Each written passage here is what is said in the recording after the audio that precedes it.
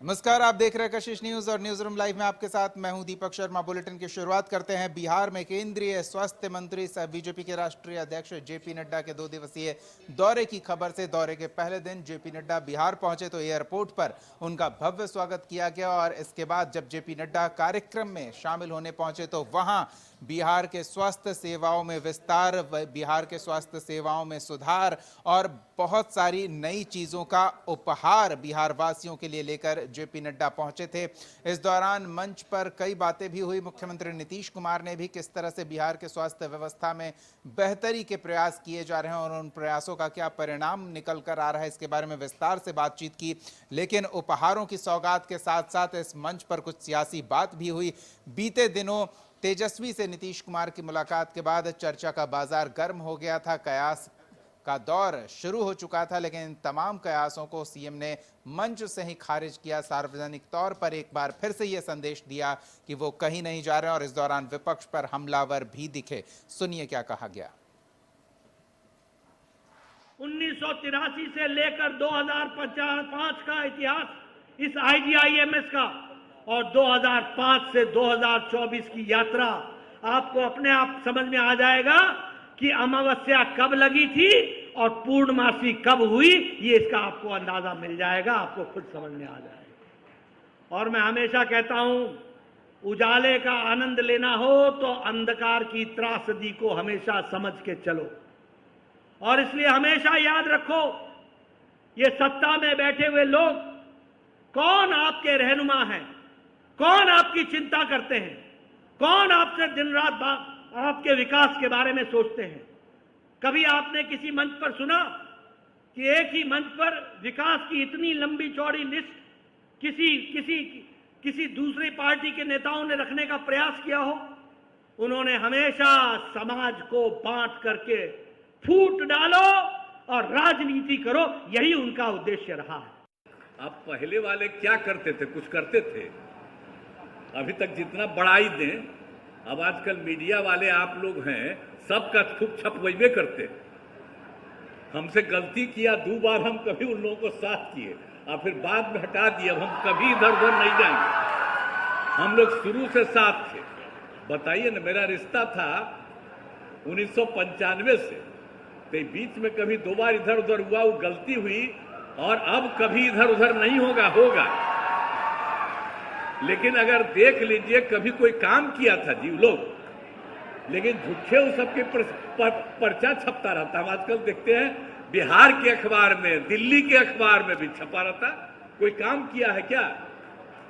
जो भी काम किया है हम ही लोग एक साथ थे, हम लोगों ने दोनों ने मिलकर के सारा काम किया है। यहाँ काम लगातार जारी है और 500 बेड पर आज इस वर्ष के अंत तक पूरा हो जाएगा। लेकिन उसके अलावा और ज्यादा हो रहा, 1200 बेड का सुपर स्पेशलिटी अस्पताल का निर्माण अगले वर्ष तक पूरा हो जाएगा। तो आप सोच लीजिए, हम लोग तो किए थे 250, तब 300 से भी ज्यादा इसी में होगा। ये कोई मामूली बात नहीं है। तो सब कुछ होगा, 3000 से ज्यादा होगा। अब आप समझ लीजिए कि हम लोग शुरू से ही स्वास्थ्य सेवाओं के सुधार में लगे हुए थे। तो स्वास्थ्य सेवाओं में विस्तार और सुधार के साथ साथ सियासी बात भी इस मंच से हुई। हमारे साथ ब्यूरो हेड नीलकमल जी जुड़ रहे हैं, उनसे इस पूरे जेपी नड्डा के 2 दिवसीय दौरे और इसको लेकर सियासी जो गहमा गहमी थी उस पर बातचीत करेंगे। नीलकमल, पहले स्वास्थ्य सेवा बिहार के लोगों को जो उपहार दे रहे हैं जेपी नड्डा अपने 2 दिवसीय दौरे पर, उस पर बात कर लेते हैं। फिर सियासत पर भी बात करेंगे, किस बीमारी का इलाज होता दिख रहा है उस पर भी समझेंगे।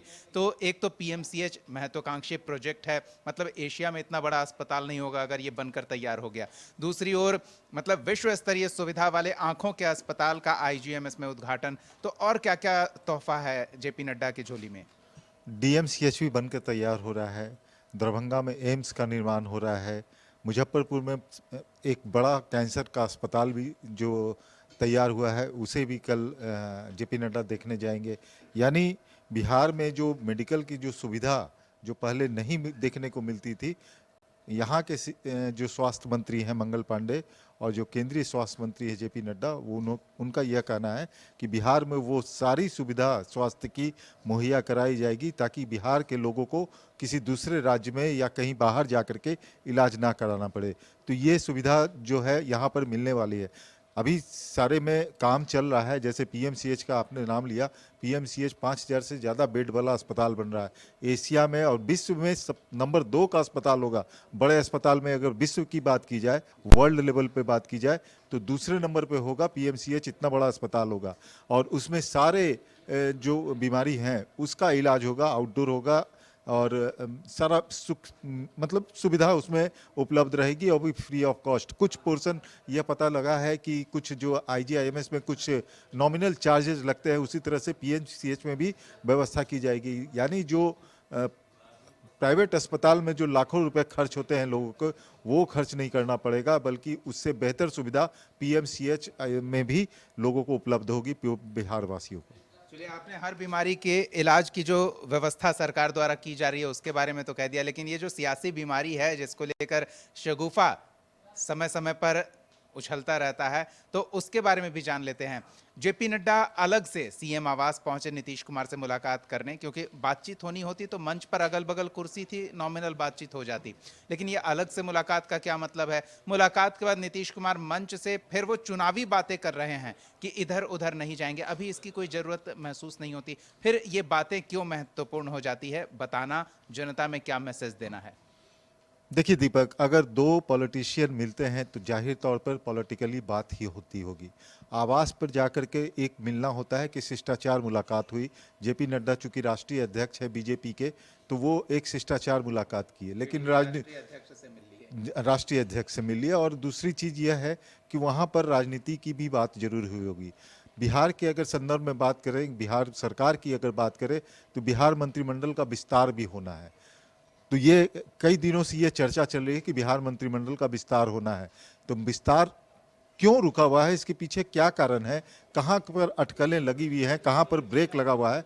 संभवतः ये कुछ बातें, कुछ पेच फंसी भी हो सकता है कि राष्ट्रीय स्तर पर भी इस पर विचार विमर्श हो रहा हो कि मंत्रिमंडल में किसको लेना है, किसके विभाग को बदलना है।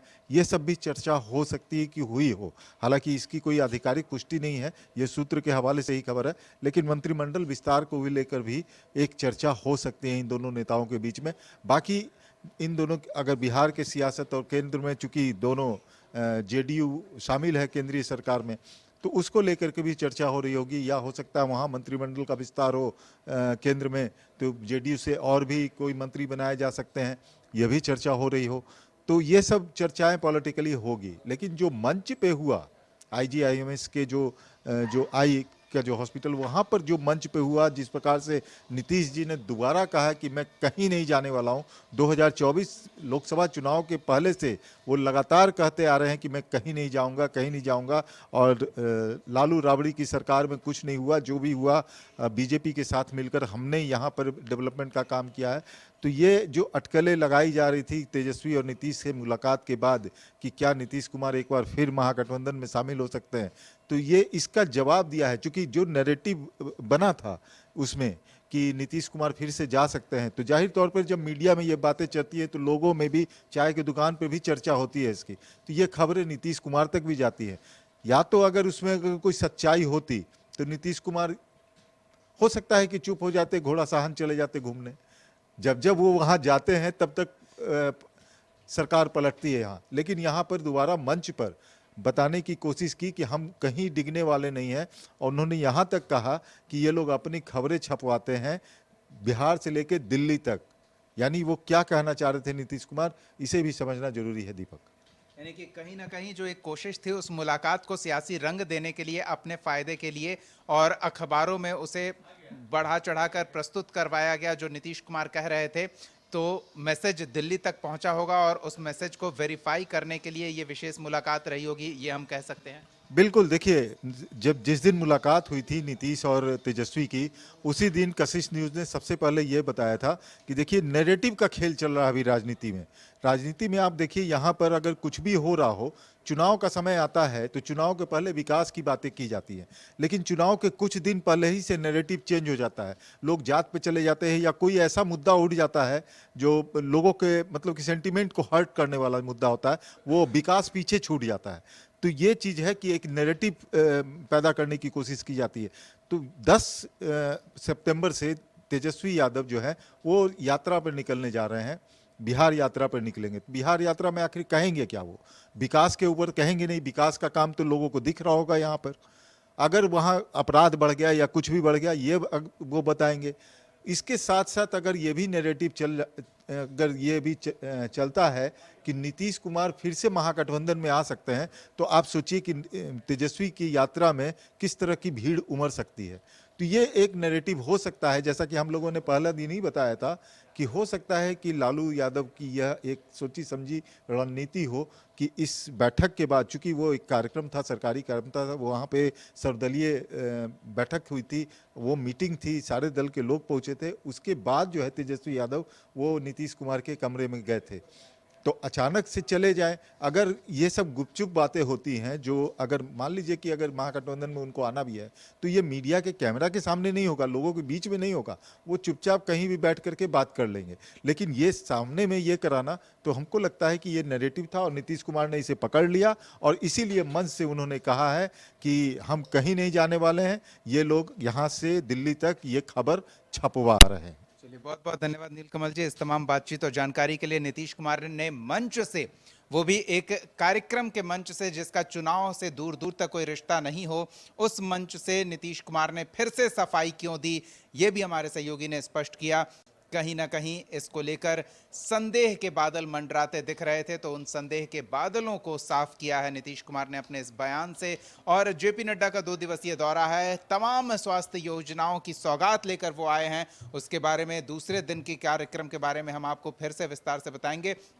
फिलहाल समय हो चला है झारखंड के रुख का, और झारखंड में मुख्यमंत्री हेमंत सोरेन योजनाओं का लाभ तो लोगों तक पहुंचा ही रहे हैं, लोगों से 1 to 1 मुलाकात भी कर रहे हैं। जी हां, उनके आवास पर जितने लोग अपनी समस्याओं की सुनवाई के लिए पहुंच रहे हैं, उम्मीद उन लोगों की नहीं टूट रही है। हेमंत सोरेन उन लोगों से मिल रहे हैं। मुलाकात के साथ साथ क्या हो रहा है और किस तरह से सियासत हो रही है झारखंड के सरकार की योजनाओं पर, सब आपको बताएंगे इस छोटे से ब्रेक के बाद। बने रहिए हमारे साथ।